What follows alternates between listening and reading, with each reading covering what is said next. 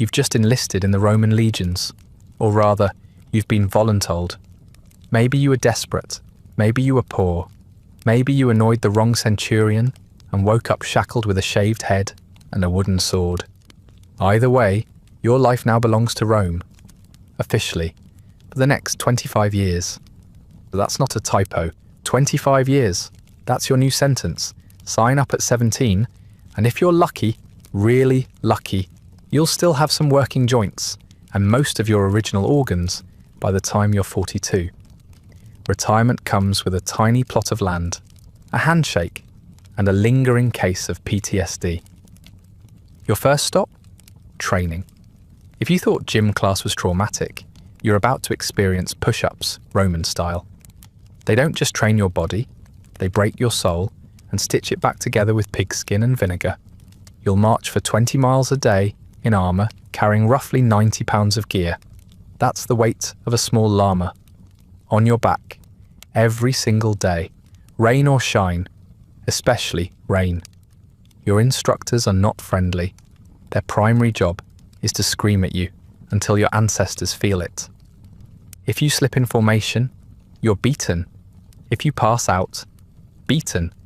If you question why any of this matters, you guessed it, beaten. By week 2, you've forgotten what comfort feels like.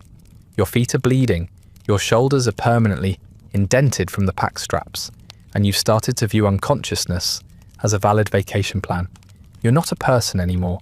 You're a cog, a marching, sweating, occasionally sobbing cog in the vast Roman war machine. And that's exactly how they like it. Let's talk equipment, because nothing says imperial might like strapping yourself into 70 pounds of poorly ventilated iron and pretending it's comfortable. You wear a larica segmentata, a segmented metal cuirass, which is Latin for "this will chafe your nipples off." It's rigid, inflexible, and pinches your skin every time you move your arms, even slightly. The helmet has cheek guards that make you sound like a drunk marionette, and a neck flap that's supposed to protect you, but mostly traps your sweat until it becomes a sentient entity. Your sandals? Caligae, heavy-soled open-toe leather shoes. They look like gladiator footwear on Instagram. In reality, blister factories. After 1 week, your feet resemble boiled potatoes that someone stepped on. And don't forget your gladius, your short stabbing sword. It's practical, yes, but also about as balanced as an iron spoon. You'll learn to stab, not slice. Slicing is for barbarians. Romans stab again and again and again until your forearm seizes up or your opponent stops moving, whichever comes first. Oh, and you're responsible for all your own gear.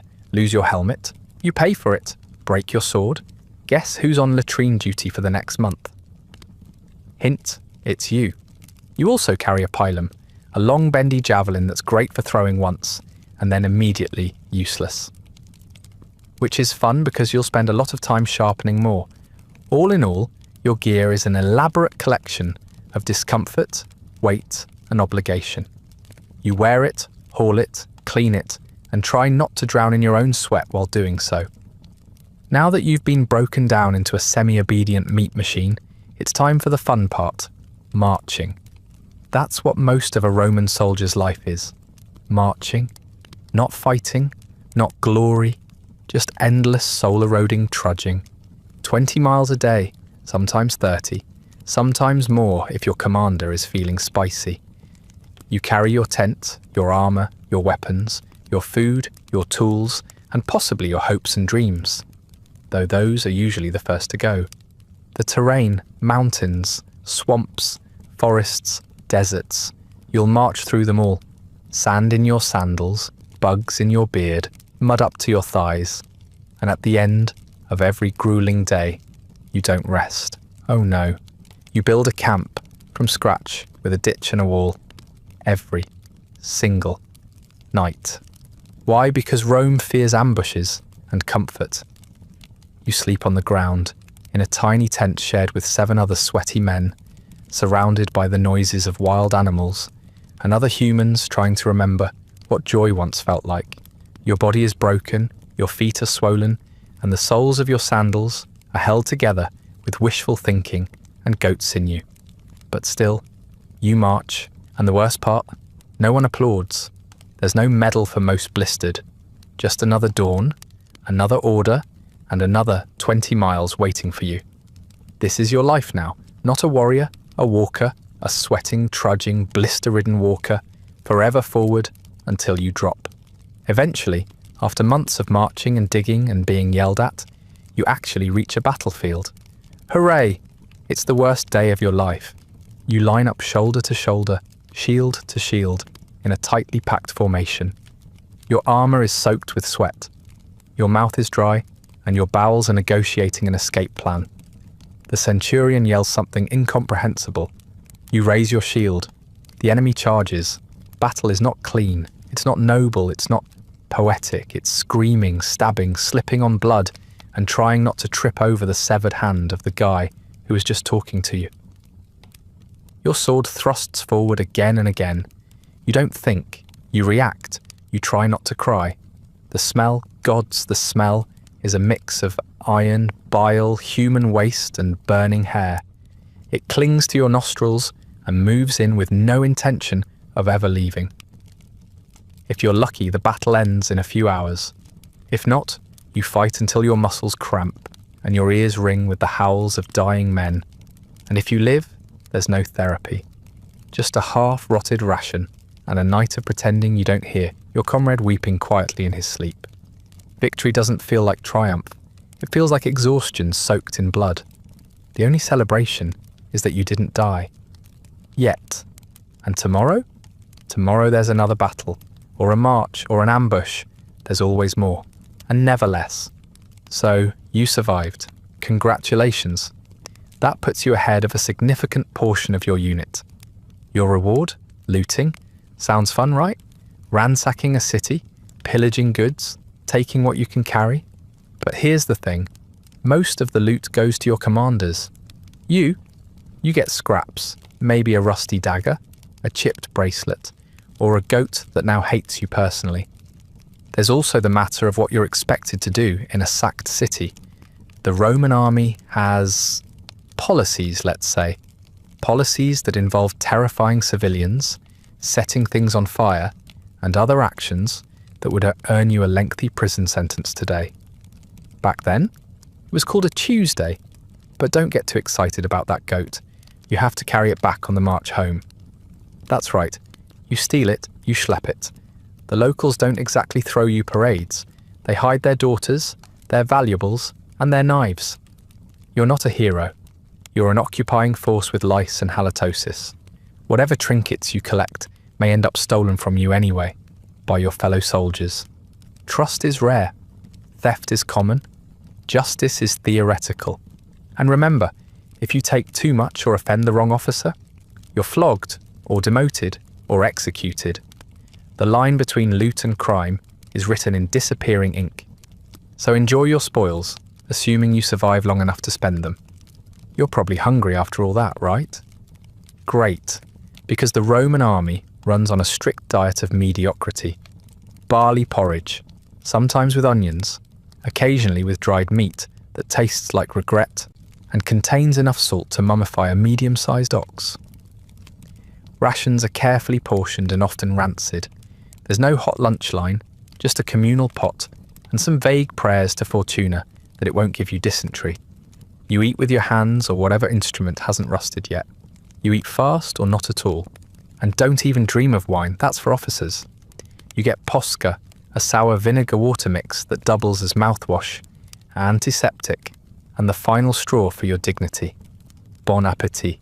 Bread is a staple, but it's rock hard. You use your dagger to carve pieces off, like you're whittling driftwood. Sometimes it has bugs. No one cares. Vegetables are seasonal and optional, mostly optional. Meat is rare and suspicious. That stew might be rabbit, might also be rat. Hard to say. You eat to survive, not to enjoy. And you eat surrounded by other men, loudly chewing and scratching themselves. It's a symphony of gastrointestinal indifference. But don't complain. Complaining means punishment. And nobody wants to clean the latrines again. Ah yes, hygiene, a modern luxury, you used to take for granted. Showers, soap, deodorant, all gone. Welcome to the Roman approach to cleanliness, which is, in theory, quite advanced. In theory. Public baths exist, big marble buildings with heated rooms, pools of various temperatures, and occasionally someone getting stabbed in the tepidarium over a dice game.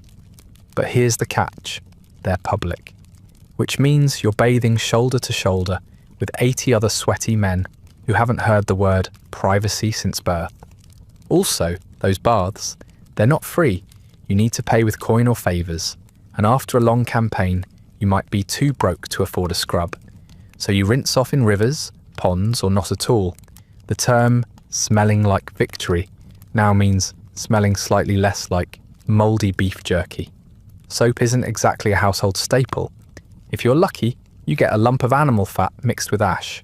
If you're unlucky, you get a rough cloth, a prayer, and a wish that the lice will drown in your sweat before they multiply again. And about those lice, they are your constant companions.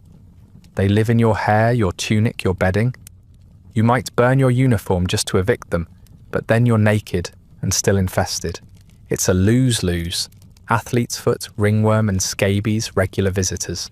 No creams, no powders, just open wounds and herbal poultices applied by a guy who thinks mould is magical. You go to sleep scratching and wake up bleeding. So yes, Rome may have invented aqueducts, but when it comes to your personal hygiene, you are still a walking biohazard with a sword. The cologne of the common legionary is equal parts smoke, sweat, mildew, and existential dread. So you've been stabbed, clubbed, trampled, or you sneezed in a weird way, and now half your unit thinks you've got the plague. Time to visit the medicus, the Roman army's answer to how much pain can you endure before passing out in a ditch.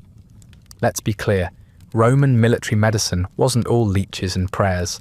It was often worse. Field hospitals, called valetudinaria, existed, sure. But imagine a hut built from leftover siege wood, filled with groaning men, open wounds, and one guy in the corner softly whispering to his detached thumb, "Welcome to healthcare, ancient Rome style." Your medicus is not a trained doctor. He's a guy who's seen a lot of wounds and owns a collection of rusty tools that resemble gardening implements. His qualifications? He survived a fever once and has a strong stomach. That's about it. Sanitation? Adorable concept. Surgical tools are reused. Bandages are reused. Hands are reused, often without washing. If you're lucky, your wound gets rinsed with wine or vinegar. If not, well, hopefully the ants crawling across your leg aren't carnivorous. Pain relief? There's no morphine, no anesthesia. There's opium if someone's rich enough, but mostly it's bite down on a stick and hope you don't scream loud enough to attract carrion birds. Some soldiers preferred dying in battle because at least that was quicker and didn't involve someone rooting around in their insides with a bronze scalpel. Broken bones? They get splintered with wood and hope. Infections? You're bled, purged, or given herbs that may or may not be poison. Missing limb? No prosthetics, just a new nickname and a strong limp. Mental trauma? That's called weakness. Stop whining and go stab someone. And if you catch anything contagious, like dysentery, malaria, or whatever mystery disease is currently chewing through the camp, you're either quarantined in a tent that smells like sadness, or quietly encouraged to die behind the latrines so your screaming doesn't upset morale. Sometimes they drill holes in your skull to release pressure. Sometimes they rub mashed garlic into open wounds. Sometimes they simply stare at you, sigh and say, "Perhaps Mars will have mercy." So yes, the Romans conquered the known world. But when it came to healing their soldiers, their motto might as well have been, "Well, he made it through breakfast. That's a win." In the Roman army, religion isn't a private matter. It's state-sponsored anxiety. You don't just believe, you participate publicly, frequently, and often while holding a dead animal. Let's start with the basics. The Roman gods are many, moody, and not particularly invested in your personal survival. Jupiter wants loyalty, Mars wants blood, Mercury wants you to shut up and march faster. There's a god for war, for harvest, for doors, for hinges, and for sneezing on a Tuesday. The Pantheon is crowded, and none of them are known for being gentle. Before any major action, a battle, a campaign, a really ambitious latrine digging project, there are sacrifices. Actual sacrifices. A pig, a bull, maybe a sheep if the budget's tight. A priest slaughters the poor thing, slices open its guts and pokes around in the liver to read omens. If the liver looks healthy, hooray. Your odds of not dying just improved by 1 imaginary percentage point. You're expected to show up, watch this bloody fortune-telling session, and nod respectfully, even as the smell of burning entrails wafts into your nostrils. Miss a ritual. The gods might get angry, complain too loudly. The centurion might get angrier. Each legion has its own standards, physical ones and spiritual ones. These are sacred symbols, carried into battle, guarded fiercely, and used to rally troops mid-slaughter. Lose your standard, and the entire unit is shamed. You might be flogged, demoted, or used as a cautionary tale for the next 100 years. Your camp has altars, tiny shrines where you leave offerings, bread, wine, incense, or whatever's left of your will to live.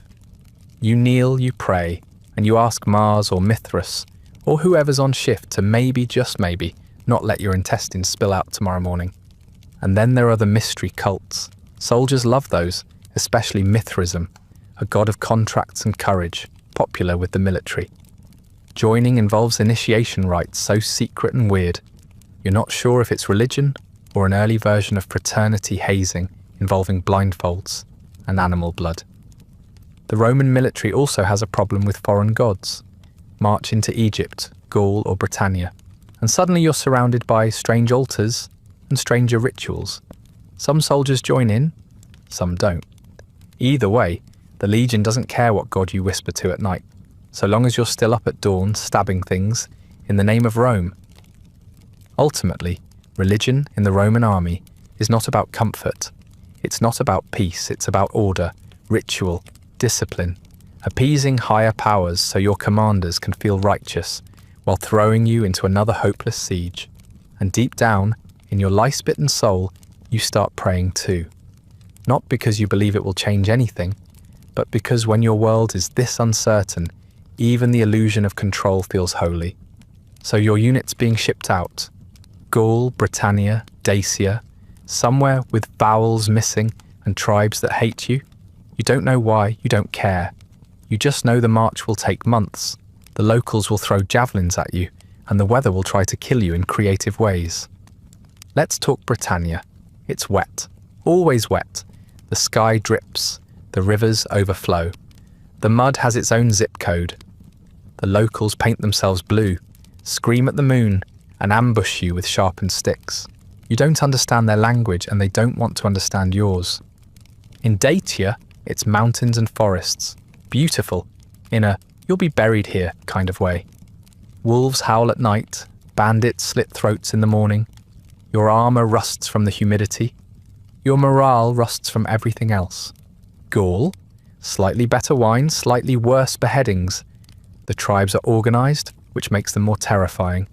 They fight dirty, and they don't care about your fancy Roman discipline. They fight to live. You fight because you're paid in stale biscuits. The worst part isn't the battles, it's the boredom in between. Long days of nothing but guard duty, camp construction, and wondering which parasite is making your stomach gurgle this time. You read the same scratched graffiti on your shield just to feel something. And when you do get home, assuming you do, the locals don't throw parades. They glare, they spit. You're the face of conquest, the symbol of oppression. You left as a hopeful recruit. You return as an imperial enforcer with trench foot. So yes, travel broadens the mind, and occasionally slices it open with a Celtic axe.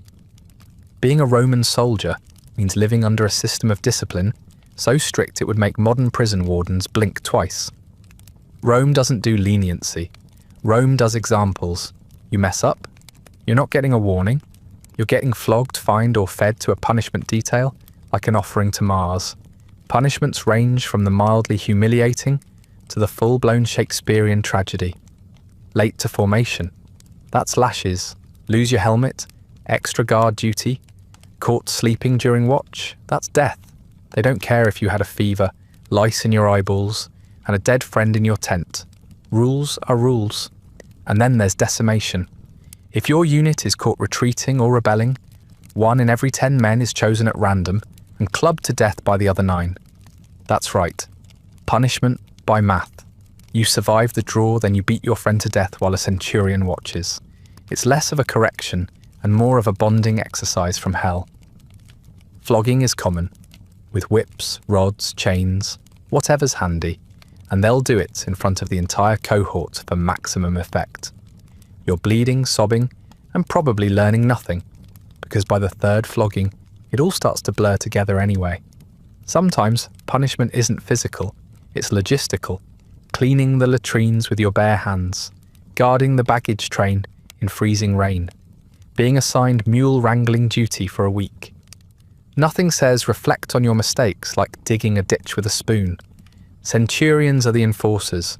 They're not your friends. They're battle-hardened, sad-eyed men with loud voices and faster fists.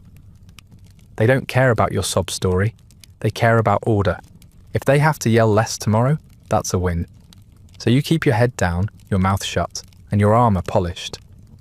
Not because you respect authority, but because you've seen what happens when you don't. People think war is constant action. It's not.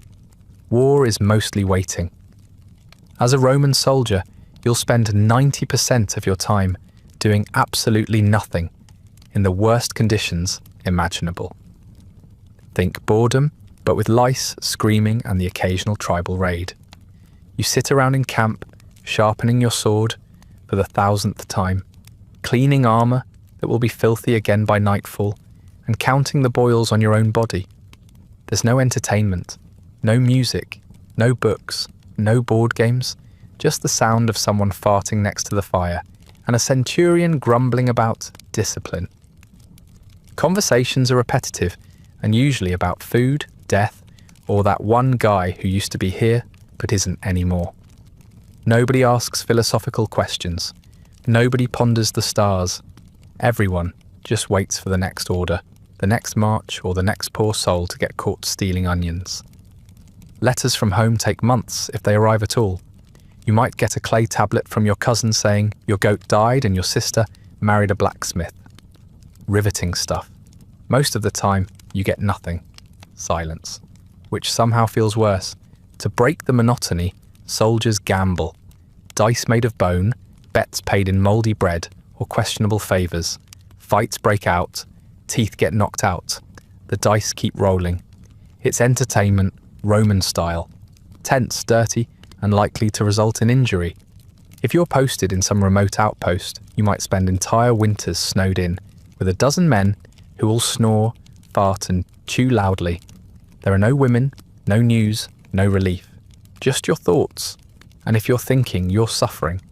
So yes, the battles are terrifying, but it's the boredom that eats you from the inside. Slowly, patiently. Like a centurion with nothing better to do than make your life marginally worse every hour. Let's talk salary. You signed up expecting riches, or at least enough money to not die poor.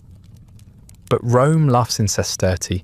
You earn a modest wage, which is Roman for you can almost afford a sandal that doesn't have a hole in it. A legionary's base pay is around 900 sestertii a year. Sounds like a lot? It's not, especially when you remember that you have to pay for your gear, your food, and sometimes your own funeral.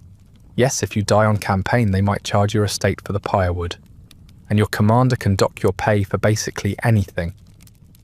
Dropped your sword? That's a deduction. Lost a tent peg? That's a fine.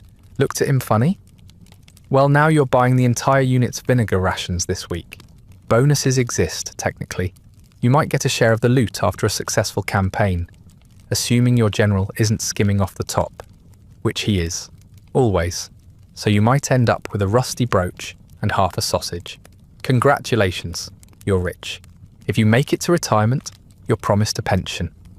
Land maybe, a plot somewhere out in Gaul where the soil hates you and the locals hate you more. But most don't live that long. The pension is less of a reward and more of a myth to keep you marching. What do you actually buy? Bread. A new tunic every decade. Maybe a trinket for a lover you barely see. Most soldiers pool money for communal stuff, or drink it all the first night in town. Nothing like getting paid just to hand it over to the nearest wine cellar and pass out in a ditch. So yes, you're technically a professional, but in terms of income, you're one goat theft away from bankruptcy. Just another cog in Rome's underfunded killing machine. Ah, romance, that tender, life-affirming human experience that everyone craves, except you. You're a Roman soldier. You don't get love, you get regulations. Officially, legionaries weren't allowed to marry during service. That's right. 25 years of celibate-ish marching. Of course, not married doesn't mean not entangled in awkward relationships with disastrous consequences. You can have unofficial partners, camp followers, locals, that tavern keeper's daughter who definitely has other clients. Some soldiers start secret families anyway, hiding wives and children in the towns they're stationed near. You know, like a low-budget soap opera where everyone smells like goat and regret. It's all fine until your unit gets redeployed across the continent and suddenly you're explaining your absence in Gaul to a very confused toddler in Britannia. There are brothels, of course. Rome practically invented them. Some are state-run, others are private dives where diseases are included in the entry fee. Prices vary. Cleanliness does not. You're more likely to leave with a rash than a romantic memory.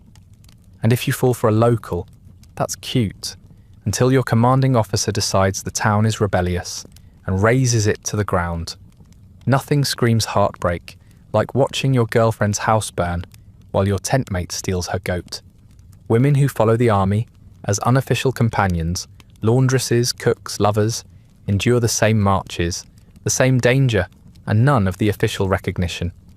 They sleep in ditches, carry babies on the march, and get the joy of birthing future soldiers who will also probably die unnamed in some swampy ambush. So yes, you can technically love someone, but if you do, keep it quiet, keep it quick, and keep your expectations somewhere below happy ending. You're not writing poetry, you're just trying not to die alone. Every so often, when you're not too busy stabbing things or shivering in a flooded tent, you get a moment to write a letter home. This, in theory, is heartwarming. In practice, it's a masterclass in disappointment. Writing materials aren't just lying around. You need ink, a stylus, papyrus or wax tablets, and a basic understanding of Latin, which many soldiers don't have. If you're illiterate, you dictate your thoughts to that one guy who read a scroll once and now acts like he's Cicero. Then you entrust your letter to a messenger, a soldier on leave, a merchant, a wandering poet, someone, anyone, who might make it across mountains, rivers, and political unrest without getting stabbed or distracted. Postal service, please, this is the Roman army, not Hogwarts. And then you wait. For months, maybe years, maybe forever. Sometimes your letters never arrive. Sometimes they arrive with helpful additions, like wine stains or someone else's blood. When a letter does reach you, it's either a joyous scrap of emotional gold or a devastating update that your dog died, your house collapsed, and your younger brother just took your inheritance because you're legally presumed dead. Most letters are vague. I am alive. The food is terrible. I miss bread that isn't grey. Please send socks. Occasionally, you try to be poetic, but war kind of robs you of lyrical flourish. Today I stabbed a Gaul. He screamed in a beautiful way, love to mother. So yes, correspondence exists, but it's slow, unreliable, and mostly tragic. You write not to stay connected, but to remind yourself that somewhere, someone might still care that you exist. Probably. You might think that if you endure enough, the marching, the stabbing, the trench foot, someone will notice, maybe give you a promotion, a shiny new title, a slightly less lice-ridden blanket.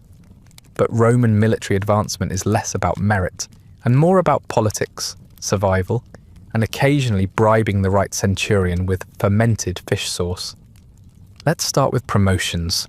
Rise through the ranks, they say. Become a decanus, centurion, maybe even a primus pilus, the senior centurion who has the honor of yelling the loudest and dying the slowest. But to get there, you need more than competence. You need connections, charisma, and a suspicious willingness to rat out your tent mates for falling asleep on watch. And if you do get promoted, congratulations. You now have more responsibilities, more paperwork, and a brighter target painted on your chest. You're the first one into battle and the last one to eat. Plus, you get to enforce discipline, which means overseeing punishments, which in Rome are medieval horror shows, even by ancient standards. For minor screw-ups, losing a piece of gear, falling asleep during sentry duty, looking slightly sassy, you might get flogged. Not a gentle warning, actual flogging, with sticks, whips, or the flat of a sword. It's not done in private either.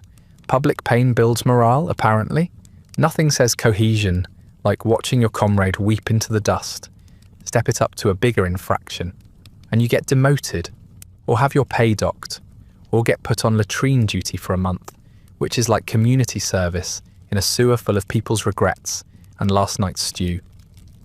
There's no union, no appeals process, just a centurion who doesn't blink when sentencing you to 40 lashes for losing a javelin. Then there's the nuclear option, decimation.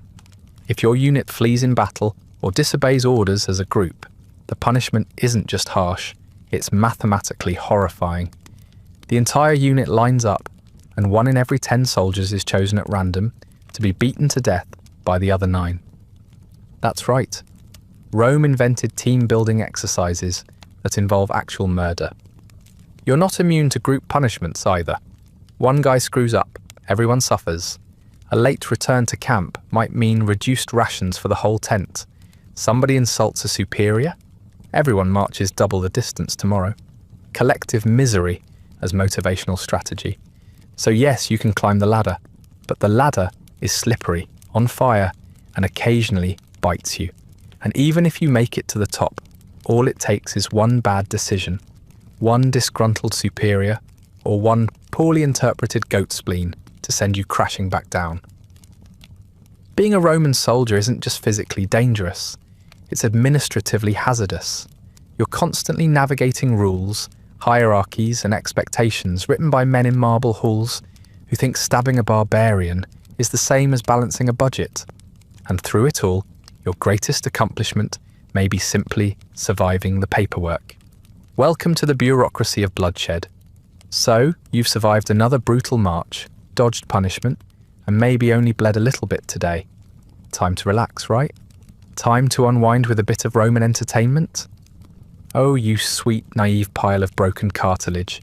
This is ancient Rome. Leisure activities here are designed to either break your spirit or your skull, whichever comes first. Let's begin with gambling. It's wildly popular among the legions. Dice games, board games, betting on foot races between diseased rats, anything to feel something other than chronic fatigue. But gambling is also a fast track to debt. And Roman debt doesn't come with a credit counsellor. If you owe the wrong guy, you might find yourself short a few teeth or with property of Claudius carved into your shield. If you're near a city or a large settlement, you might hit the amphitheatre. Ah, the games. Gladiators, beast hunts, executions. Fun for the whole sadistic family. You watch convicts get torn apart by lions, criminals reenact historical defeats while dying, and sometimes they even light people on fire for added ambiance. Popcorn not included, but fear not. There's always someone selling warm chickpeas soaked in vinegar. Then there's drinking. Romans drank wine like it was oxygen. Unfortunately, the stuff you can afford is basically vinegar with a grudge. It's watered down, laced with herbs, or stored in goat skins that make every sip taste like regret. But you drink anyway, because sometimes it's that, or remembering your entire life is held together with leather straps and despair. Some soldiers write letters, or at least try to. Literacy isn't widespread, but if you're one of the lucky ones who can scribble on wax tablets, you might draft a heartfelt message home. You ask your mother how the farm is, tell your brother not to marry that awful neighbour girl, and try very hard not to mention the part where you saw your friend's leg explode in a Gallic ambush.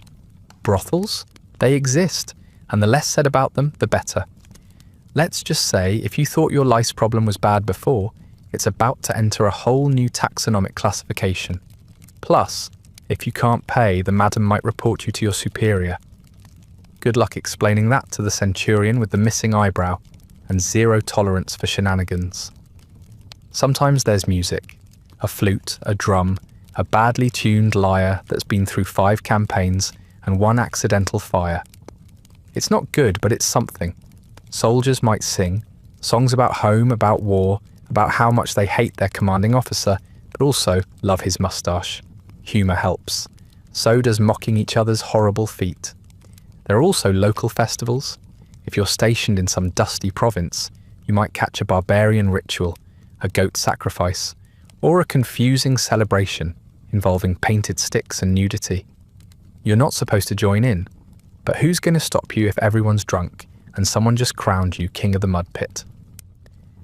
Ultimately, leisure time in the Roman army is less about joy and more about survival. You entertain yourself not to be happy, but to not notice how unhappy you are.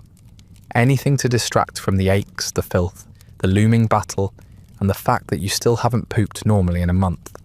So you laugh, you drink, you gamble, you sing off key into the night air, surrounded by other miserable men doing the exact same thing. Because in a world designed to crush you, sometimes the only rebellion left is a dirty joke and a swig of sour wine. Congratulations, you've survived training, marching, stabbing, dysentery, and at least one minor god's personal grudge. Now it's time to rest, or what the Romans generously called rest. Welcome to the contubernium, your official living quarters.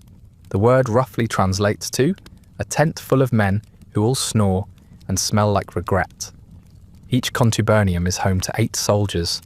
Just 8, which might sound cozy until you remember that none of you have bathed properly in weeks.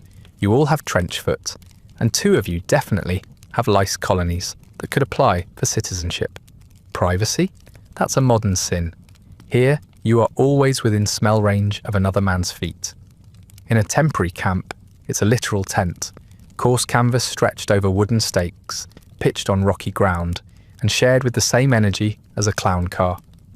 You sleep shoulder to shoulder, armour stacked by your heads, weapons close by in case a wild boar or an ambitious barbarian crashes the slumber party. It's basically a sardine can with trust issues. In permanent forts, you're upgraded to stone or timber barracks. Don't get excited. These buildings are long, narrow, poorly insulated sheds divided into tiny rooms. 1 per tent group. The layout resembles an ancient prison minus the charm. You get a straw mattress if you're lucky, a pile of hay if not, and always a fresh crop of fleas. The floors are dirt or stone, often damp, sometimes frozen. There's no fireplace in your little room, so you huddle for warmth or just slowly go numb. Outside, there's a central fire pit in the hallway for cooking and warmth, which also means choking smoke and the risk of someone setting your tunic on fire while trying to roast a rat. Above your room, a shared storage loft, supposedly for your equipment, but it often becomes a mouse playground and the home of that one guy's illegal stash of fermented turnip juice. You know the one. He's also the guy who never stops talking about how he almost became a centurion before the donkey incident. At night, you sleep in shifts if you're near enemy territory. There's always the chance someone forgets to latch the gate, and you all wake up screaming, knee-deep in galls. Or worse, wake up at all and realise you're still in the barracks. Smells don't leave the contubernium. They accumulate. The mixture of sweat, mildew, foot rot, and boiled barley is so powerful it could knock out a charging boar. But eventually, your brain gives up and you stop noticing, which is worse, honestly. Still, this is home, for years. A tiny, overcrowded, disease-scented box where you eat, sleep, complain, and slowly go insane with 7 other men, one of whom is always whittling something ominous. So next time you complain about your tiny apartment, remember, at least it doesn't have scabies in the ceiling and a roommate who uses a helmet as a chamber pot. Ah, mail call. That beautiful, fleeting moment when you remember that somewhere, far beyond the mud, blood, and bug bites, there is a world with actual chairs, and people who aren't trying to stab you. Letters from home. The only thing thinner than the papyrus they're written on is the hope they'll contain good news. Let's start with the logistics. You don't get mail delivered to your contubernum door like some toga-clad Amazon Prime. Letters are rare, and delivery depends on a tangled web of couriers, supply caravans, and the ever-reliable hope it doesn't get stolen or eaten by a goat en route. You might get your mother's message 6 months late, after she's already died of a head cold. And when you do finally get a letter, well, let's hope someone in your squad can read. Literacy isn't exactly common among the rank and file. Most soldiers hand their mail to the one guy who can squint at squiggly Latin and turn it into spoken disappointment. And that guy always reads, just a little too loud. The letters themselves? Usually bad news. Crops failed. Uncle Gaius died. Your wife ran off with a potter. Your youngest child now thinks the neighbour is their father.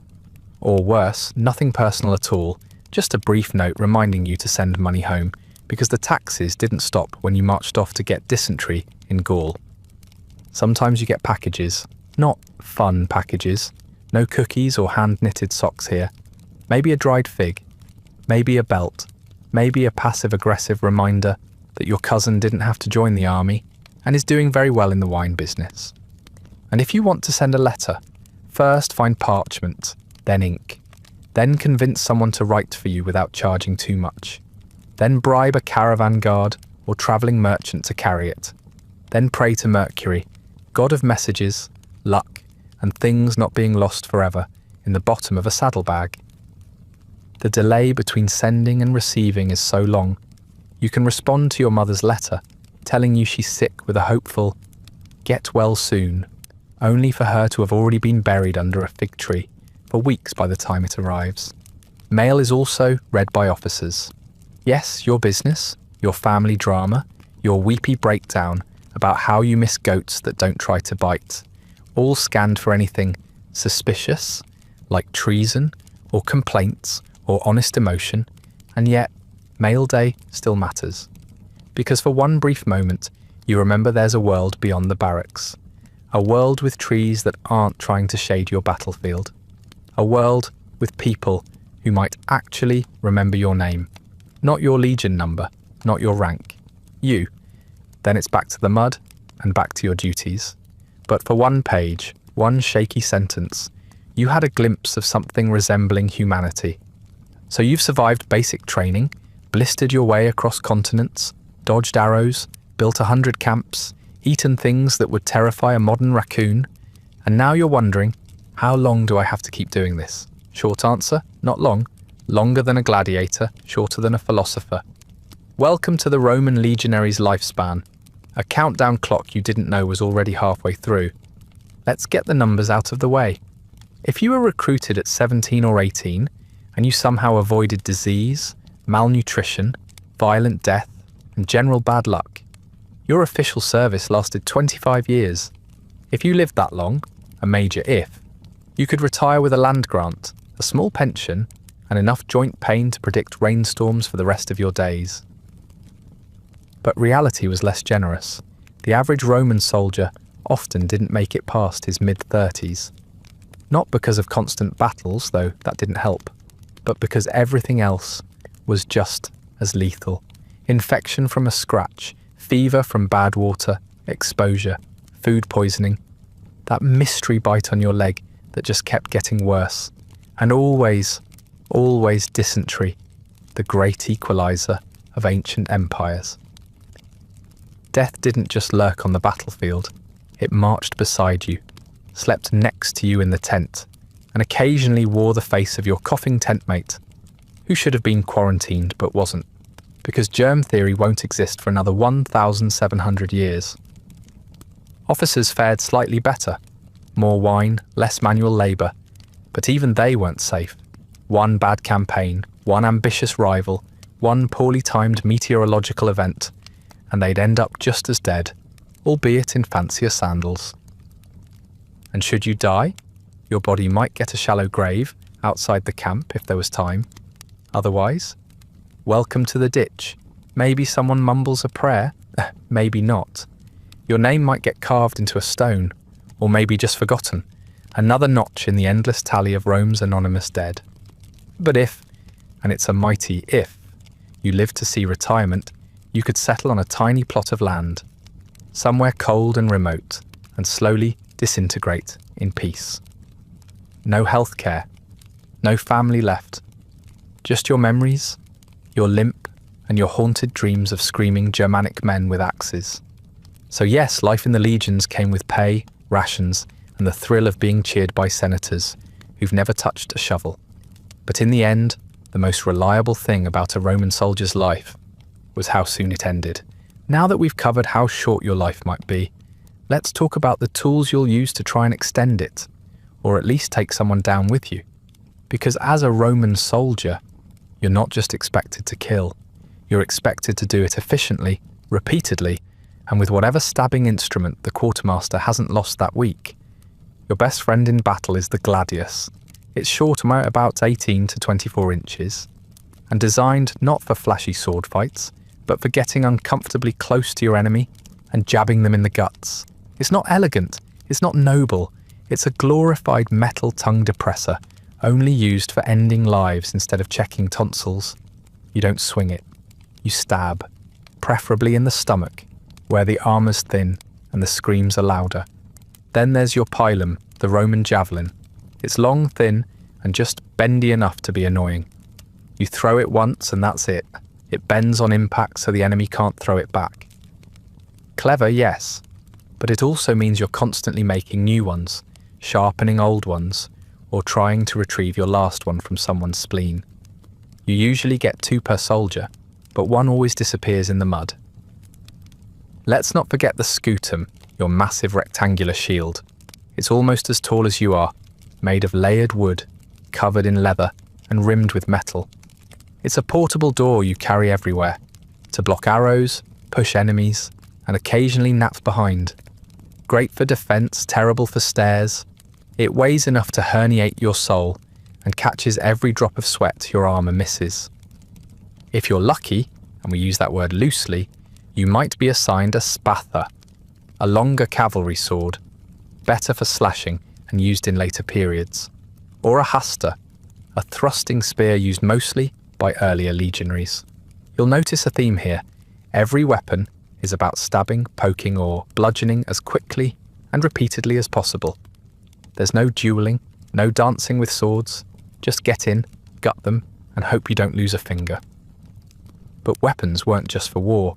You carried a pugio, a small dagger, part tool, part backup plan. It was for everything from cutting rope to last-ditch murder when your main weapons failed or when your tent mate started snoring again. Convenient and unsettling. Maintaining your weapons is part of the job. Rust? Your fault. Dull blade? Also your fault. Lose anything? Congratulations, you're on punishment detail and the latrines are extra full this week. There's no armory technician or convenience smith waiting to save you. You sharpen, clean, and polish your own gear after every march, or you answer to someone with a stick and no sense of humour. Despite the reputation, Roman weapons weren't magical. They were brutal, practical, and designed to be used by exhausted, half-fed men in the rain. Their effectiveness didn't come from the steel. It came from the grim determination behind it, and the knowledge that if you didn't kill fast, you'd probably be joining the pile of twitching limbs underfoot. So next time you see a gladius in a museum, don't admire the craftsmanship. Think about the poor soul who had to wipe someone's intestines off of it before breakfast. So here you are, 25 years later, assuming you didn't get speared in Gaul, freeze to death in Germania, or choke on your own bile during yet another outbreak of camp fever. You made it. You've completed your service. Your skin is mostly scar tissue. Your spine creaks like a siege engine, and your joints sound like someone stepping on dry pasta. But you're alive, mostly. Rome, in its infinite generosity, gives you a parcel of land somewhere remote and mosquito-infested, the ancient equivalent of a retirement home with wolves. You might get a modest pension if the clerk doesn't lose your paperwork or your former commander doesn't decide you look suspiciously ungrateful. Either way, congrats. You've been honourably discharged into obscurity, and what do you have to show for it? A chest full of trauma, a bag of stolen trinkets, and the 1,000-yard stare of someone who's seen too many latrines and not enough soap.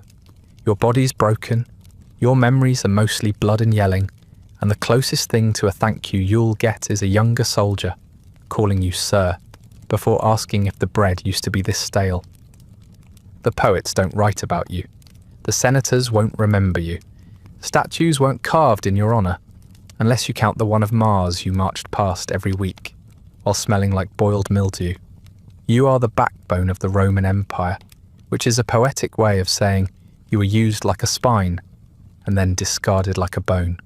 But still, somehow, despite everything, the blood, the blisters, the bugs, you stood in the line. You held the shield. You fought and marched and bled for a world that barely saw you. And you did it while itchy, half-drunk and underfed. That's not just dedication, that's legendary stupidity, which in the Roman military is kind of the same thing as bravery. So tonight, as you lie in your clean bed, free of lice and enemy arrows, take a deep breath, exhale with gratitude. You are not a Roman soldier.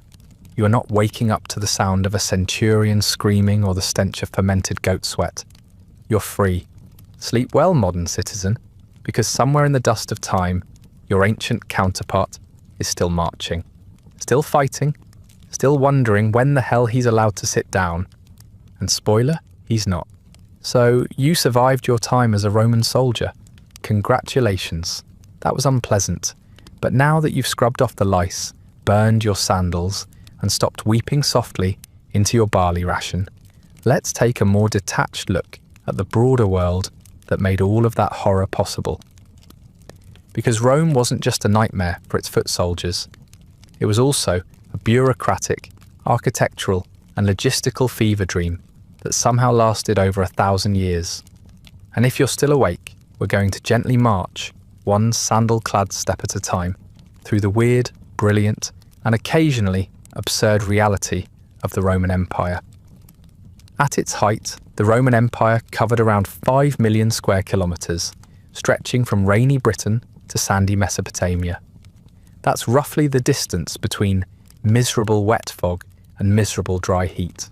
At one point, 1 in every 5 people on Earth lived under Roman rule. And yet, they managed all this without email, GPS, or even functioning paper. The official founding date of Rome is 753 BCE, a number that was, let's be honest, almost certainly made up later by Roman historians, with a fondness for round numbers and heroic wolves. The Western Roman Empire officially fell in 476 CE, while the eastern half, known as the Byzantine Empire, kept bumbling along until 1453. That's over 2,200 years of Roman-adjacent activity, depending on how generous your definition of Rome is. The city of Rome itself began as a collection of huts on the Palatine Hill, probably built by suspiciously muscular shepherds. Through some combination of military innovation, shameless propaganda, and occasionally marrying the right Etruscan, Rome expanded from village to kingdom, then to republic, then to empire. Somewhere along the way, they invented roads, sewage systems, and imperial arrogance. Unlike most ancient powers, Rome didn't just conquer, it assimilated. Conquered people were often absorbed into the system, granted citizenship, eventually, and made to feel like reluctant partners in the world's largest hostile merger. Local gods were rebranded, local elites were bribed, and everyone got a statue of Jupiter, whether they wanted one or not. Rome's success wasn't just brute force, it was infrastructure and law. The empire had a relatively standardized legal system, postal routes, official languages, coinage, and taxation, of course. A provincial merchant in Gaul could, in theory, settle a debt with a senator in Cappadocia without being stabbed or overcharged more than once. This made Rome feel, to many, less like an occupying force and more like an unavoidable upgrade to your village's operating system. Of course, This all required a phenomenal amount of bureaucracy. Rome had layers upon layers of officials, from quaestors to procurators, each with a title more confusing than the last. They maintained tax rolls, public records, and census data on wax tablets and stone inscriptions, which made data entry slow but extremely permanent. Mistakes weren't deleted, they were chiseled out. The size of the empire also meant it was constantly under pressure. You can't control 3 continents with carrier pigeons and hope for the best. Rome spent an enormous amount of time and money defending its borders, especially the ones along the Rhine, Danube, and eastern deserts. It built Hadrian's Wall in Britain, not to keep out an invading army, but to discourage the Scots from raiding too enthusiastically, while shouting in languages no one wanted to translate. And yet, despite the expense, the infighting, the periodic plagues, and the fact that many emperors were about 1 wine cup away from a full breakdown, Rome endured. It fractured, reformed, relocated, and rebranded. Emperors fell, capitals moved, gods changed names. But the idea of Rome, eternal, orderly, and vaguely threatening, refused to die. What made the empire's longevity even more astonishing was its cultural gravity. Even after Rome fell, kings and emperors across Europe called themselves Caesars, or Kaisers and Tsars if you squint. The Roman Catholic Church adopted Roman administrative structures. Even the US Senate can trace its name back to Roman times, though thankfully without the frequent assassination attempts. For now, Rome was less a country than a self-replicating idea, a blueprint for power, hierarchy, and how to efficiently steal grain from Egypt without starting a war. It wasn't always pretty, but it worked, and because it worked, it stuck. Long after the last legion packed up and the last aqueduct cracked, people still looked at the ruins and thought, well, that must have been something. In short, Rome wasn't built in a day, but it didn't collapse in one either. It limped, groaned, stabbed itself a few times, declared victory, and eventually faded into memory, leaving behind ruins, roads, and more Latin phrases than anyone really asked for. Rome's greatest strength wasn't just its armies, it was logistics.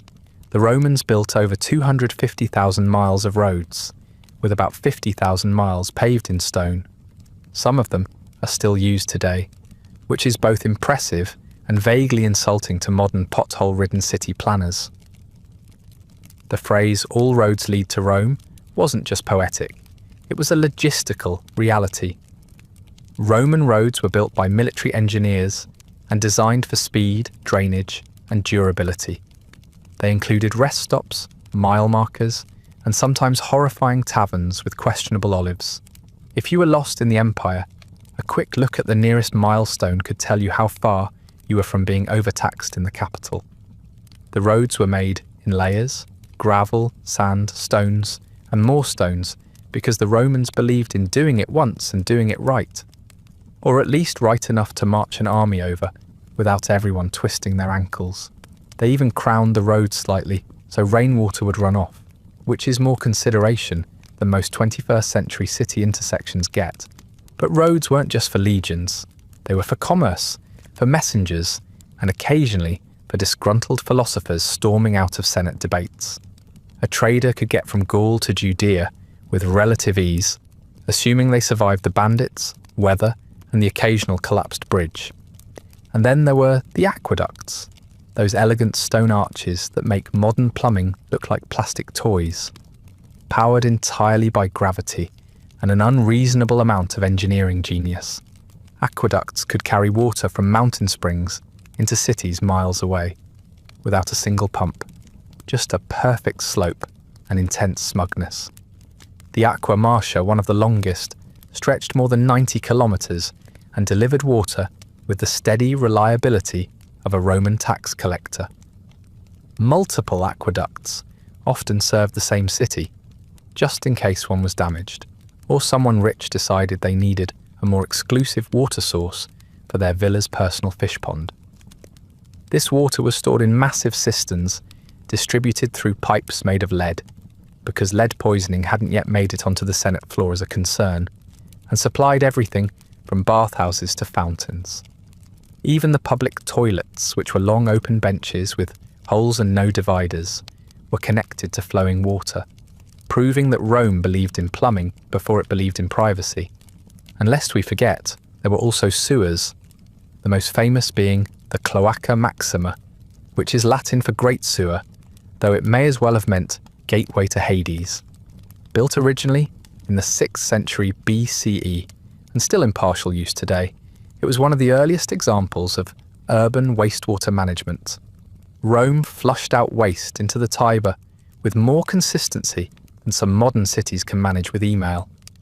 The basilicas, forums, granaries, and warehouses weren't just functional, they were built to last. Massive stone structures, often reinforced with concrete, lined the empire. And Roman concrete, by the way, was a marvel of chemical durability. It could harden underwater, resist erosion, and casually put modern equivalents to shame. In short, Rome didn't just conquer the world. They paved it, plumbed it, and designed it to military spec. Their infrastructure wasn't decoration. It was a system, an empire of stone and math, and it's part of why the empire held together as long as it did. When the legions faltered, the roads still ran, the water still flowed, and somewhere a bored Roman still sat on a toilet, gossiping over a bucket of olives. The Roman Republic was famous for its complex political system. It had 2 consuls, a senate, popular assemblies, and a firm belief that power should be shared until someone got stabbed. Julius Caesar famously crossed the Rubicon in 49 BCE, kicking off a civil war that ended the Republic. He was declared dictator for life, which lasted until March 15th, 44 BCE, when a group of senators wielding tiny knives and enormous egos ended both his reign and his respiratory function. Then came the empire. Augustus, Caesar's adopted heir, became the first emperor. He cleverly kept all the old titles, princeps, imperator, pontifex maximus, and pretended not to be a monarch, despite clearly being one. This tradition of, "I'm not an emperor, I'm just very powerful," continued for centuries. The Senate remained intact, technically. It just became less of a governing body and more of a very well-dressed rubber stamp. Senators still debated, but now it was more about who could flatter the emperor with the most flowery Latin than about actual policy. Dissent, while not technically illegal, tended to result in sudden exile, mysterious suicides, or being fed to something with sharp teeth. And oh, the emperors, some were competent, like Trajan, who expanded the empire to its greatest extent, or Hadrian, who sensibly decided to build a big wall and stop expanding into angry, wet Scotland. But others, well, let's just say the job came with a high turnover rate and an open-door policy for madness. Caligula appointed his horse to the Senate, Nero played the lyre while Rome burned, allegedly, and Commodus liked to fight gladiators, who had to let him win. Power was hereditary when convenient, and violently acquired when not. The so-called Year of the Four Emperors in 69 CE featured, spoiler alert, 4 emperors in 1 year, thanks to civil war, assassinations, and good old-fashioned chaos. It was Rome's version of speed dating, but with more swords. The bureaucracy, however, remained impressive. Rome had provincial governors, tax collectors, legates, magistrates, censors, and other functionaries tasked with making sure the empire didn't collapse under its own weight. The grain supply was regulated, public works were managed, and people were occasionally executed for embezzlement. Civilization. Yet for all its flaws, Rome's system inspired modern governments. The US Senate gets its name from the Roman one. The concept of checks and balances, terms of office and codified law, all Roman exports. Unfortunately, so is the part where everyone eventually gets tired of compromise and someone tries to take over. In short, Roman government was a sophisticated, highly structured system built on law, tradition, and shared power, until someone decided it was their turn to be worshipped as a living god. Then the knives came out, the statues went up, and the Senate quietly pretended it had always supported the winner. If Roman government was a machine, the emperors were the erratic drivers, and the bureaucracy was the overworked, underappreciated team trying to keep the wheels from falling off. And they nearly managed it for centuries. Rome's legal system was one of its crowning achievements. The 12 tables, drafted around 450 BCE, were the foundation of Roman law and read like a combination of HOA bylaws and vague threats. Citizens were expected to memorize them, which made dinner parties sound like law school cramming sessions. Over time, Rome's legal tradition evolved into a complex body of civil law that governed everything from land disputes to inheritance to exactly how many goats constituted a nuisance. Roman law was built on precedent and detailed legal argumentation. Jurists, basically ancient lawyers with worse robes, wrote massive legal commentaries that were so dense they could double as building materials.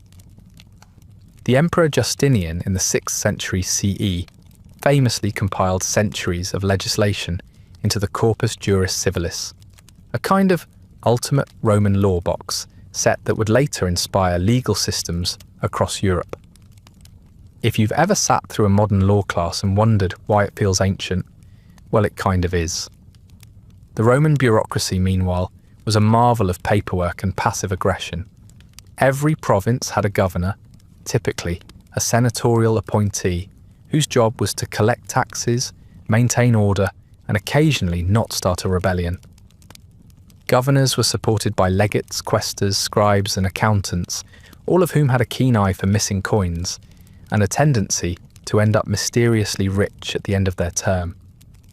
Corruption wasn't just common, it was expected. Rome didn't eliminate graft, it organised it.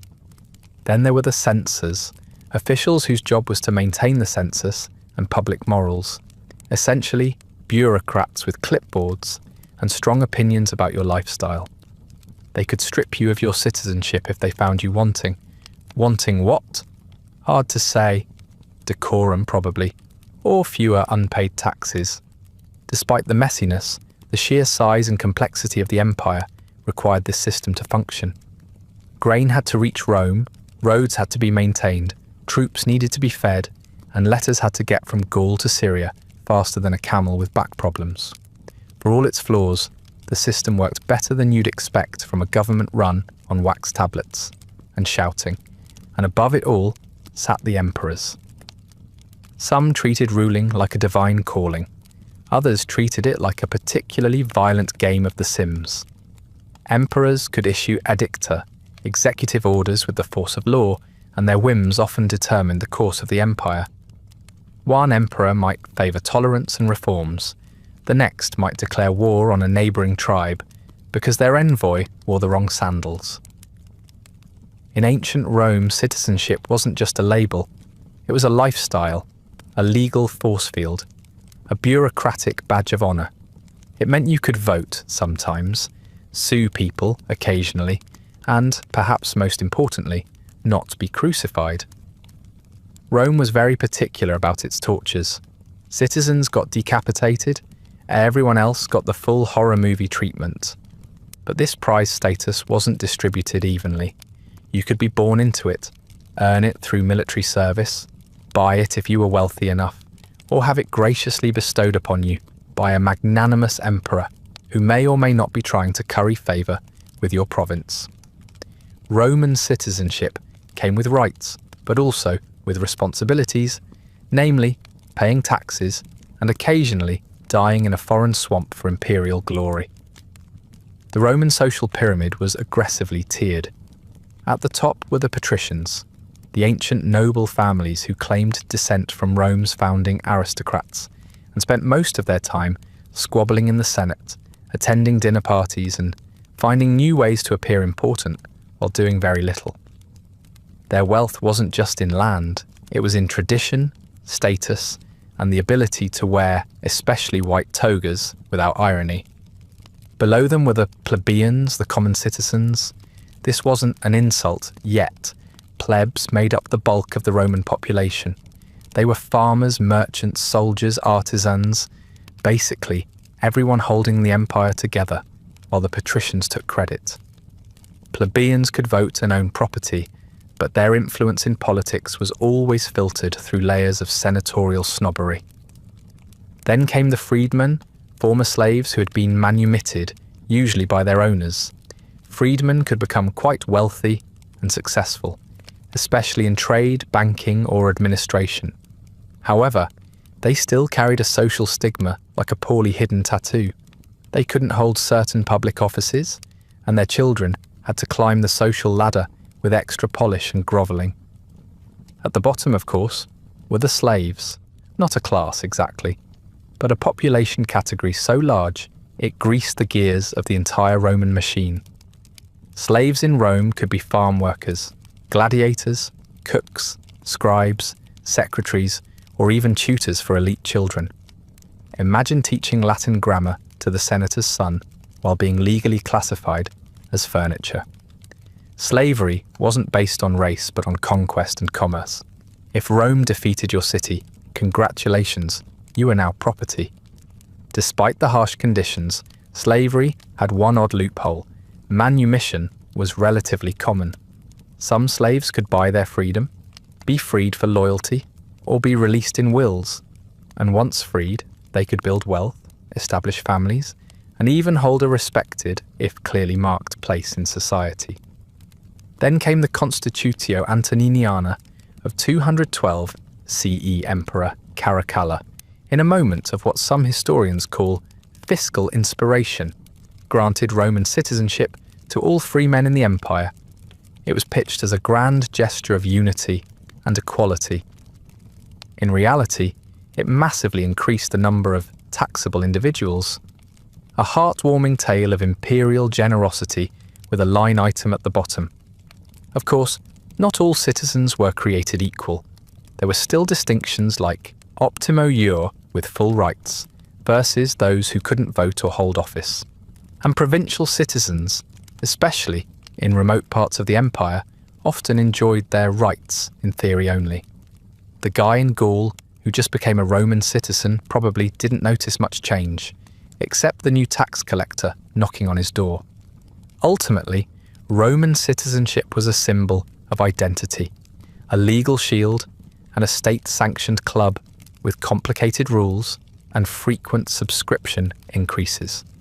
It was the dream of many, the tool of the few, and the reason everyone kept asking, "Are you really Roman?" Let's not sugarcoat this. The Roman Empire thrived on human exploitation. Slavery wasn't just a side effect of conquest. It was a fundamental engine of the Roman economy. At its peak, it's estimated that about 20% of the population, possibly more in Italy, was enslaved. That's 1 in 5 people whose basic human rights were replaced with a price tag. Slaves came from everywhere: Gauls, Greeks, Egyptians, Jews, Germans, Britons. The spoils of war often came not just in gold or land, but in living, breathing labour.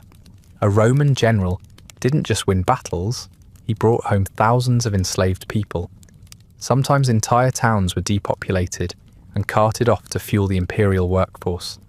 If you lived anywhere Rome marched, there was a non-zero chance you'd end up in chains by sundown. Slavery in Rome was depressingly flexible. Enslaved people filled nearly every imaginable role. They worked in fields and mines, especially the silver and salt mines, which were basically slow-motion death sentences.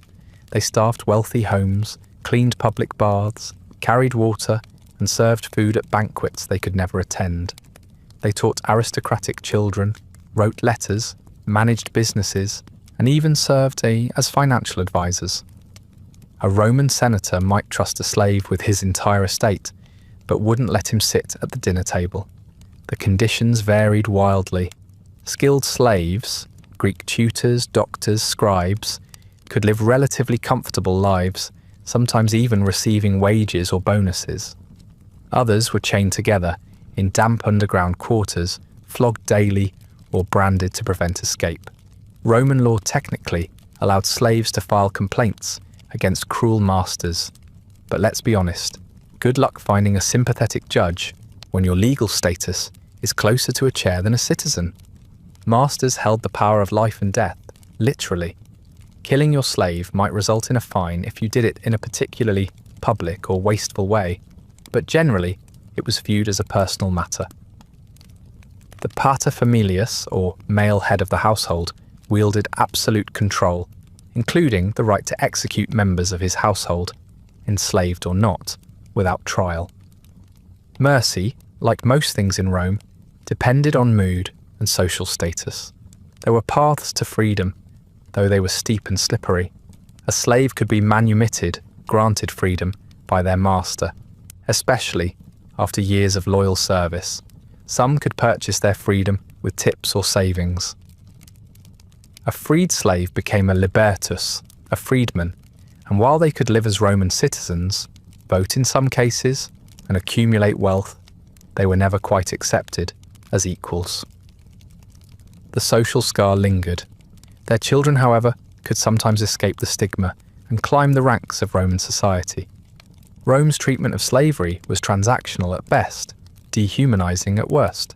There was no abolition movement, no mass protest, no moral reckoning. Philosophers like Seneca occasionally mused about kindness to slaves, but not their liberation. After all, what would happen to the economy if every estate lost its free labour force? Better to just recommend benevolent management and get back to the wine. And don't think resistance was absent. Slaves rebelled, famously and violently. Spartacus, the gladiator turned rebel, led a massive uprising from 73 to 71 BCE that terrorized Italy and required entire legions to crush. His defeat was followed by the crucifixion of over 6,000 rebels along the Appian Way, a roadside reminder of Rome's idea of crowd control. In the end, Roman slavery was a brutal institution maintained by fear, force, and convenience. It touched nearly every aspect of life, from agriculture to literature. Even the greatest Roman minds, Cicero, Pliny, even Augustus, never truly questioned it. Because in their world, slavery wasn't just accepted, it was expected. A deeply embedded system built on the backs of millions whose names history rarely bothers to remember. Ah, the Roman Colosseum, the grand arena of blood, sweat, and very confused lions. A place where 50,000 Romans could gather to cheer, jeer, and snack on olives while watching people kill each other for sport. Gladiators were the main attraction, living, bleeding proof that nothing entertains quite like violence in a large public venue. Despite the Hollywood gloss, being a gladiator was less Russell Crowe and more human stress test. The vast majority of gladiators weren't volunteers seeking glory. They were enslaved people, criminals, or prisoners of war, what we might call non-consensual athletes. Some did volunteer, usually driven by poverty, desperation, or a self-confidence that would soon be tested by a trident to the sternum. Training took place in ludi gladiator schools that were part gym, part prison, and part death prep center. Trainees were drilled constantly, fed a high-carb diet, they were nicknamed barley men, and taught how to die in a way that entertained the crowd. Injuries were frequent, morale was low, and no, there wasn't a motivational poster in sight. Gladiators fought in various styles depending on their assigned role. A mumillo wore a heavy helmet and wielded a short sword and shield. A retiarius used a net and trident, fighting in what was basically a fishing-themed fever dream. Others fought with curved blades, whips, or dual daggers. The goal wasn't always death, but rather putting on a dramatic, crowd-pleasing show. Think pro wrestling, but with significantly higher funeral costs. Contrary to popular belief, most fights didn't end in death. Gladiators were expensive to train and house, and dead ones didn't bring in future ticket sales. That said, fatalities were still common, and career spans were often measured in matches, not years. One bad roll of the dice, and you were a red smear on the sand. The average lifespan of a gladiator was short, bloody, and rarely included retirement. The audience, meanwhile, loved it. Senators, merchants, slaves, everyone packed into the stands to watch the carnage. Gladiators were sometimes sex symbols, their likenesses painted on walls, and their names whispered in bathhouses. Fans bet on them.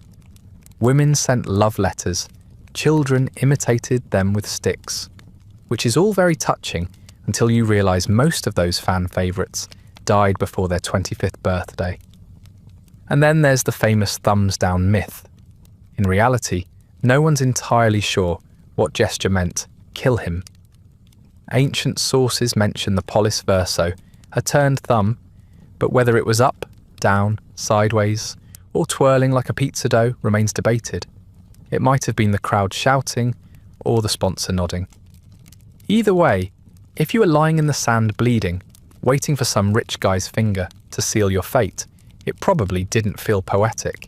Gladiators who survived long enough could earn their freedom. A wooden sword, the rudis, symbolised emancipation and was granted after years of service or a particularly heroic performance. A few legendary fighters achieved fame and fortune. Most didn't.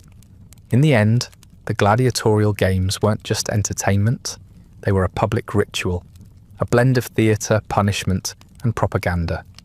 A reminder of Rome's power, its love of spectacle, and its casual disregard for human life, especially if that life could be weaponized for applause. Roman cuisine was varied. That's the nicest way to say deeply unfair depending on your income level. If you were poor, you likely ate the same meal every day. Bread, lentils, some gruel made from barley or millet, and maybe, a sad fig or a wild onion to spice things up if you weren't already using it as medicine. Meat, rare. Spices, unlikely. Satisfaction, not on the menu. If you were rich, however, your palate lived in a different universe entirely.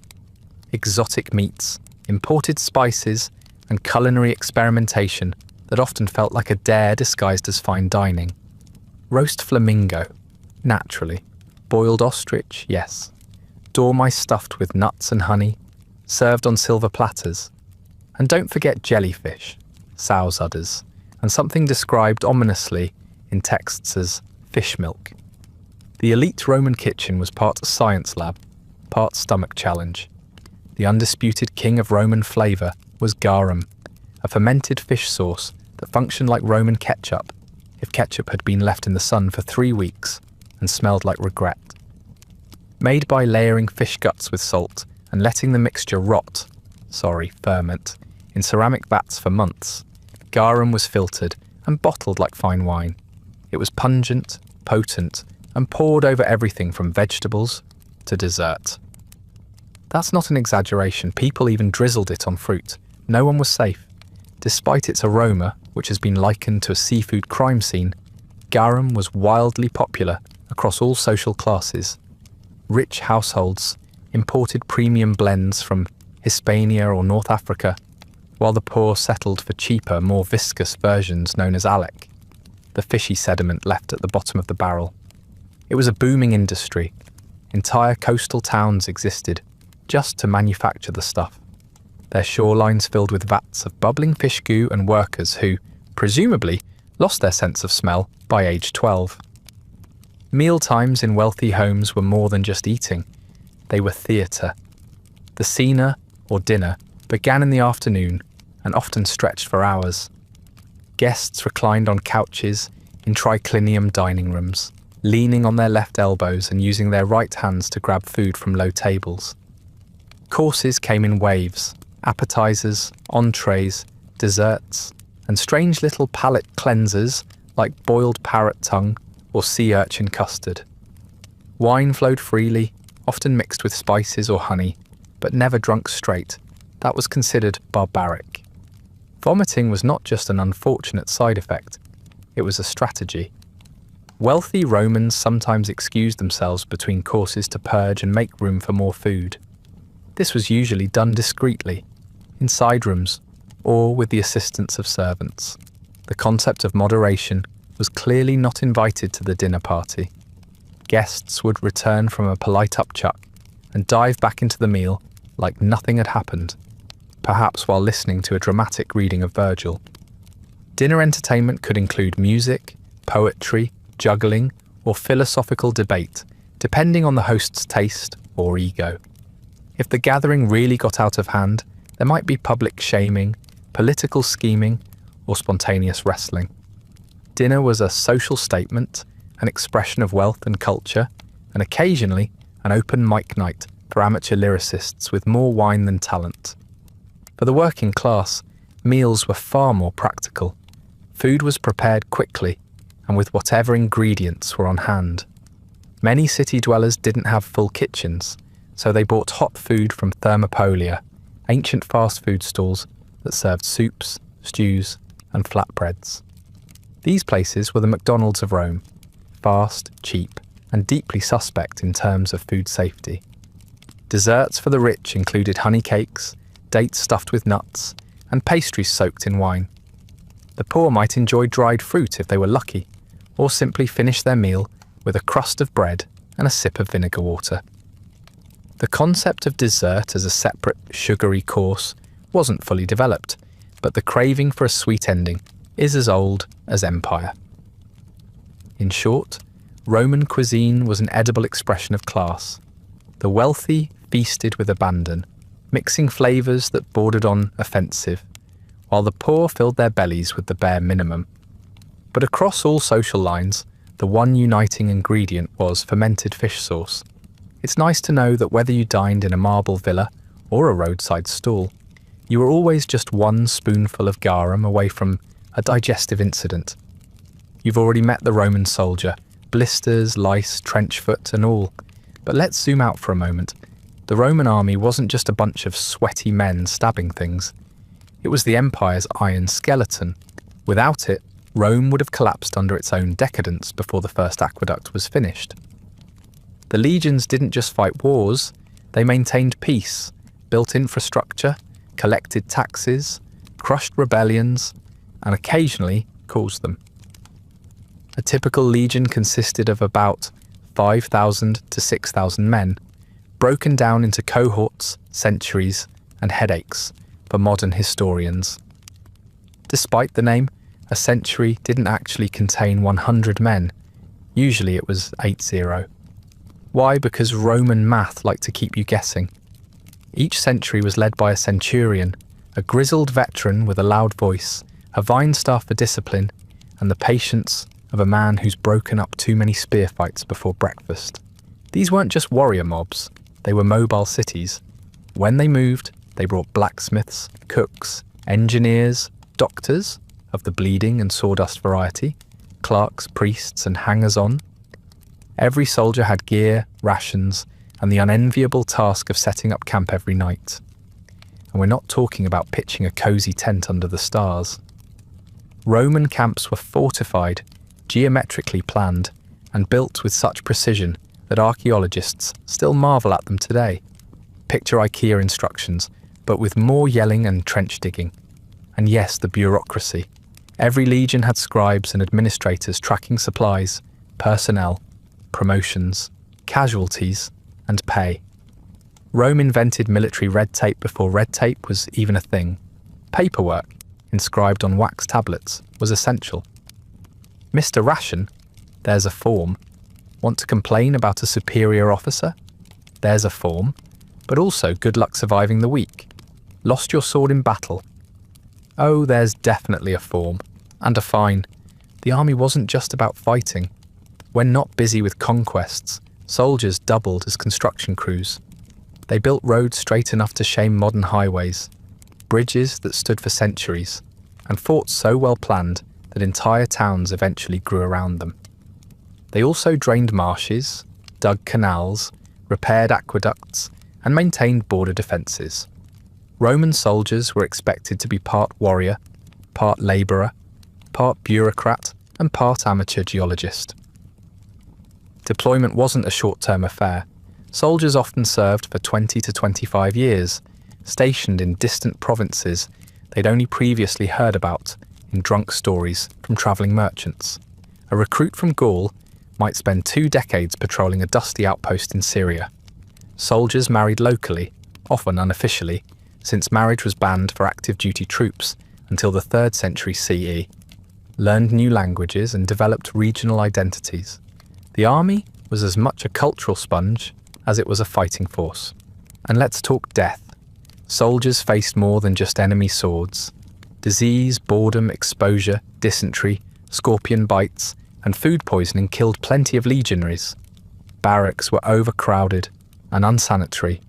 Medical care was experimental at best, and their best hope during surgery was fainting before the bone saw came out. If you didn't die in battle, your odds of simply rotting from within were pretty decent. Then there were the mutinies. Rome's army, for all its discipline, wasn't shy about threatening the emperor when payroll was late, or retirement packages went missing. Several emperors met their end at the hands of their own troops. This means Roman soldiers were loyal until they weren't, which, given the working conditions, is shockingly fair. Still, retirement wasn't a myth. If you made it to the end of your service, you could expect a plot of land, a modest pension, and chronic knee problems from decades of forced marches. Some retired veterans settled in the provinces where they'd served, helping Romanize the local population through a combination of farming, drinking, and recounting exaggerated war stories to anyone who would listen. In the end, the Roman army wasn't just an institution, it was an empire-wide system of control, infrastructure, intimidation, and integration. It spread Rome's influence far beyond the battlefield and ensured that whether by sword, road, or census, the empire kept marching forward. Even if your feet didn't want to, people loved to debate why Rome fell. Was it the endless barbarian invasions, the runaway inflation, the moral rot and gladiator addiction? Was it poisoned wine, poisoned plumbing, or poisoned philosophy? Maybe Christianity, maybe too much Christianity, or perhaps it was simply the weight of trying to run half the known world with sandals and scrolls. The short answer is yes, all of it, over a very long, painful period. Rome didn't wake up one day and forget how to be an empire. Its fall was a slow grinding process, more like an elderly titan collapsing into a heap of unpaid taxes and unreliable legions than a sudden dramatic implosion. By the 3rd century CE, the cracks were already showing. Plagues had thinned the population. The military was stretched thin. The economy was wheezing. The silver content in Roman coins dropped like a bad stock market. If you were alive then, you'd be watching the slow-motion unravelling of a civilization that used to be invincible and was now just incredibly overextended. The 3rd century is often called the crisis of the 3rd century, which is just a polite way of saying total mess. In the span of 50 years, Rome saw over 20 emperors come and go, most of them violently. It became a revolving door of ambition, betrayal, and headless statues. Civil wars flared up like acne. Provinces tried to secede. Foreign invaders began testing the fences. And the bureaucracy? Still chugging along, of course, recording all of it with passive-aggressive precision. Barbarian tribes like the Goths, Vandals, Franks, and Huns weren't just mindless hordes. They were opportunistic, adaptable, and increasingly militarized. Many had served in Roman armies as mercenaries. Some were even invited in as federati, allied groups, given land in exchange for defense. But that arrangement quickly soured when Rome stopped being able to feed or pay them. Unsurprisingly, swords were drawn. In 410 CE, Rome was sacked for the first time in nearly 800 years. Alaric and his Visigoths walked in and reminded everyone that even eternal cities can have very bad Tuesdays. Then in 455 CE, the Vandals took their turn.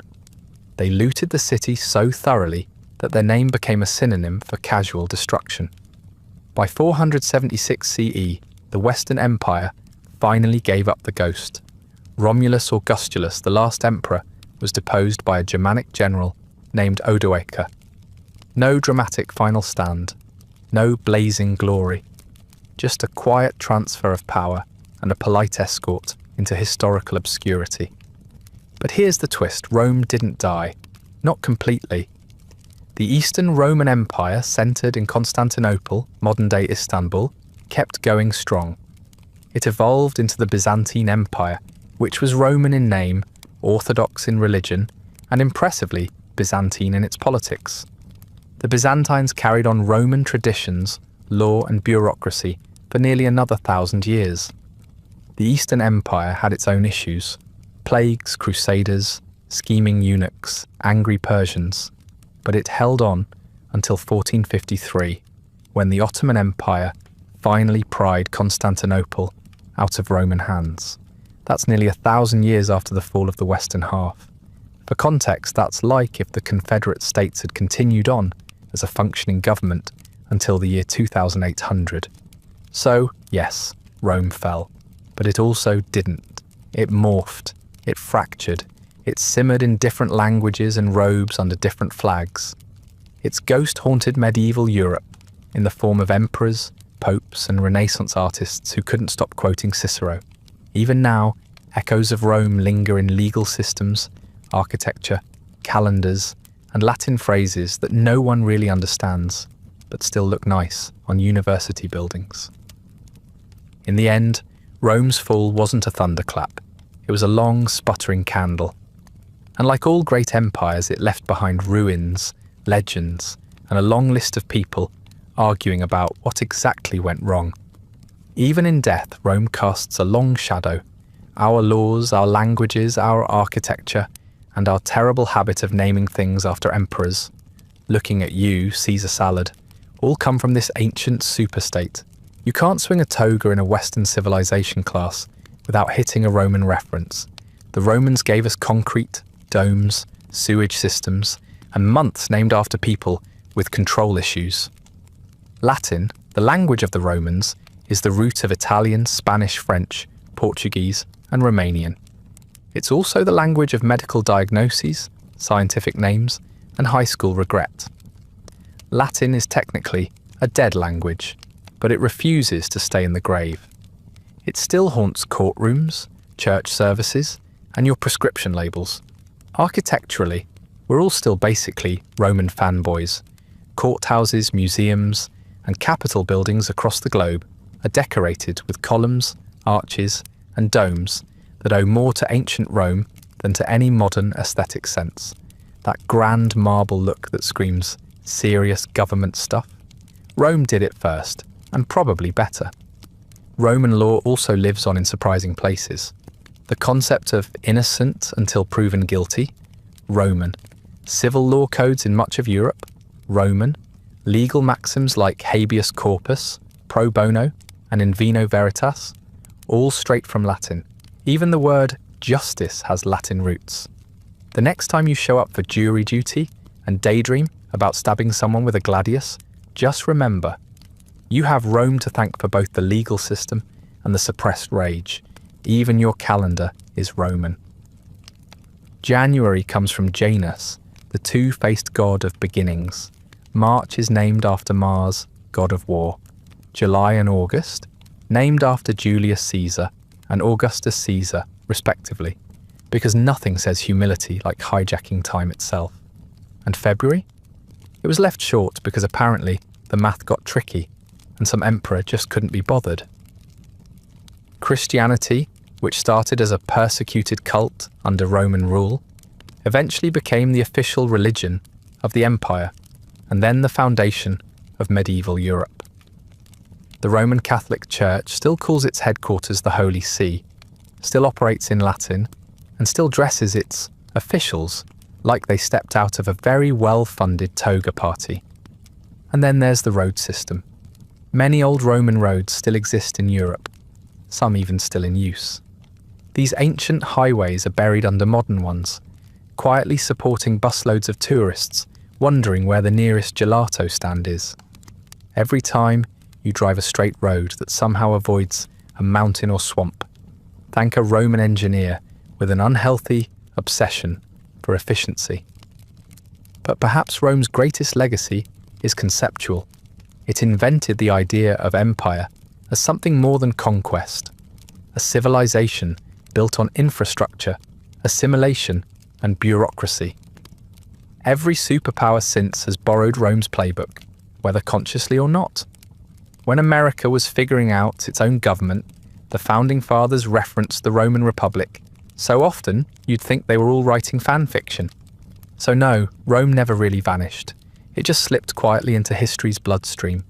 It lives in language, law, religion, concrete, and every overly ambitious civilization that thinks it can outlast the forces of time and entropy. And if you're listening to this right now, letting your eyelids droop while pondering aqueducts and gladiators, then Rome has done what it always aimed to do. It left a mark, not always glorious, not always clean, but unmistakably Roman. So as you drift into sleep, remember, the Roman Empire was a marvel of human achievement and human failure. It conquered the world with sandals, marble, and sheer audacity, and then collapsed under the weight of its own contradictions. A fitting end to a civilization that could build aqueducts, but never figure out how to keep a stable emperor for more than 5 minutes. Good night, citizen, or should I say, civis Romanus sum.